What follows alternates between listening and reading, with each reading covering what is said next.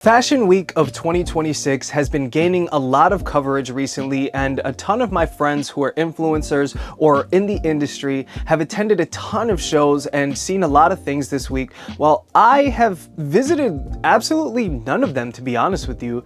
And why is that? Well, the thing is, I don't really care about fashion, to be honest with you. Contrary to popular belief, I prioritize style over everything. Fashion in and of itself is an industry term. It's a system, while style is a reflection of the wearer. It is something that is built out of necessity, and that's ultimately why I feel like style over fashion just has a lot more potency and is a lot more endearing to the public's eye. Fashion in and of itself is an industry term. It's a system. It's something that helps big corporations capitalize on what is the clothing industry, while style is more of a reflection of the wearer and the lifestyle that the wearer lives and who they are. And that to me is something that is very endearing. That's why I prioritize style over everything else. But it's interesting to see how in 2026, the fashion industry in and of itself is going through a massive change, and Fashion Week in and of itself is dying. I mean, we all see it. And what we are also seeing is a decline in luxury sales and in quote unquote fashion trends. We are seeing the longevity of these fashion trends kind of truncatate, and the consumer at the public level is starting to see through a lot more than what used to be met to the public's eye. Now, what does this mean for style? On this channel, I have always maintained the idea that you should always dress the way that you want to, regardless of trends. Now, I don't ever say that you should ignore fashion or ignore trends, but you should also hold style first and then fashion later, because fashion is the means for artistry and expression, while style is the means for reflection and for creating a base to allow that artistry to sit upon. Just let people wear what they want, dude. I mean, it's just so simple. The idea of fashion and the elitism in fashion has just been in play for so long, and I am sick and tired of it. And I know a lot of you guys are sick and tired of it too. And I couldn't be more happy to see that this idea of fashion elitism is finally going out of the window. Because before TikTok, before Instagram, before YouTube even, I mean, there was very few channels for people to get their ideas from and to become exposed to style. And within these channels, they were very controlled. I mean, between books, magazines, a lot of times it was movies back then that people would be inspired by when it came to style, when it came to fashion, celebrity ad campaigns. There was just very few channels to allow people to take resource from or inspiration from when it came to fashion or when it came to style. And what that means is that these corporations also controlled the news. It also controlled the information that got out. So of course they weren't telling you everything. But now in 2026, I mean, you have people like myself, you have people like Stridewise, you have people like Drew Joyner, CRD, The Iron Snail. You have so many people who are so knowledgeable in fashion and in style and how clothing works that we are able to reveal the truth to you. And you have so many different channels and resources of knowledge which kind of break down the traditional sense of what fashion was. Now, why am I talking about all of this? Well, the thing is, for the longest time, people have followed societal norm when it came to fashion, when it came to fashion trends, when it came to believing in the style that they had, quote unquote, because like I said, fashion is not indicative of style, but fashion rather is a tool when it comes to style. And, you know, we're starting to see that traditional sense break down. Because before, I mean, I remember when I was in high school, if you didn't have the Red October Yeezys, or if you didn't have the Givenchy Rottweiler t-shirt, or if you weren't wearing the Comme des Garçons Converse play sneakers, you were not fashionable. And that's the craziest thing to me, because I was really putting on with my outfits, and I was thrifting, or I was buying other designer brands that people just didn't know about. And you know, it kind of caught people by surprise because they didn't really know how to feel about it. They could tell that something was there, but because of the traditional idea of fashion trends and the quote-unquote traditional idea of what they believed was style, they couldn't really shake that mindset. And this was because they were fed an idea of what is stylish. They were fed the idea of fashion trends and how fashion trends kind of dictate everything. That was the traditional sense of fashion, but nowadays we are starting to see fashion become fragmented. Now, what does that mean? Well, we're seeing more subcategories and subcultures of fashion now more than ever, which is super exciting because now you're able to find these subcategories and these types of styles become super refined and super true to themselves. I mean, you have the denim heads, you have the Edie boys,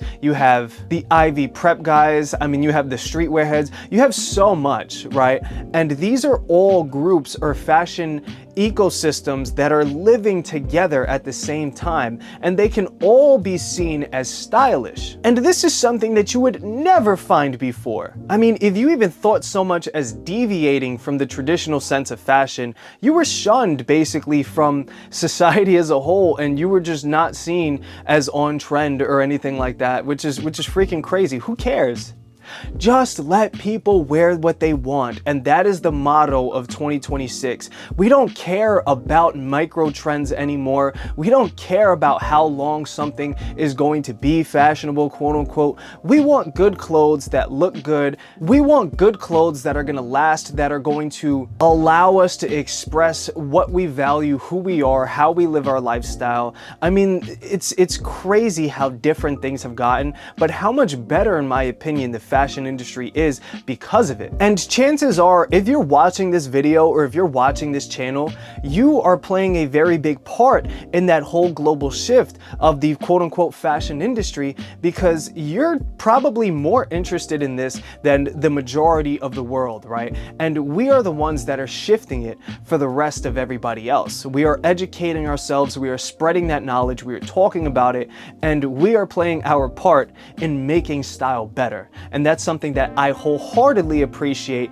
this kind of two-way interaction and this collaboration between us to propel fashion into modern times. And we are taking back, together, we're taking back the power that the corporations and that quote-unquote luxury designer brands for so long have stolen from style. And I mean, dude, the proof is in the pudding. I mean, when you take a look at all of the data and when you take a look at the reports of large luxury brands, we are seeing more decline than we have when it comes to luxury fashion sales and designer brands than we have since the Great Recession. And you know, that's very telling, dude, because at the same time, you have more exposure to these brands than you ever have before. So it means that there's a disconnect there. And it also means that while these brands have as much exposure and can literally get any influencer that they want to garner that exposure, we are choosing to not pay attention. We are choosing to not care because of logo fatigue, because of trend fatigue. They're getting way too expensive for literal garbage. I mean, I literally saw a $1,200 shirt, I believe from Vetements, which was literally an iron stain or iron burn shirt. Where's the necessity in that? Where is the need for something like that? This is the dumbest thing I've ever heard. There is no artistry in it. Style comes from necessity. Good garments usually come from a need or they come as a solution to a problem that once has been presented to society. I mean, the denim jean, for example, in and of itself came as a means to allow for stronger work pants for miners and for laborers in general, and they were meant to be cheap. They were meant to be accessible. I mean, think about the leather jacket and the necessity behind that. Think about the bomber jackets and the military inspiration behind that. Think about the Western boot. I mean, all of these things, they stemmed from a problem that they were meant to solve, and that is why they they always come back and evolve if they even fall out of favor in the first place. So yeah guys, I mean, I know this video is a little different from what we usually talk about on this channel, but I just kind of wanted to get that rant out, especially because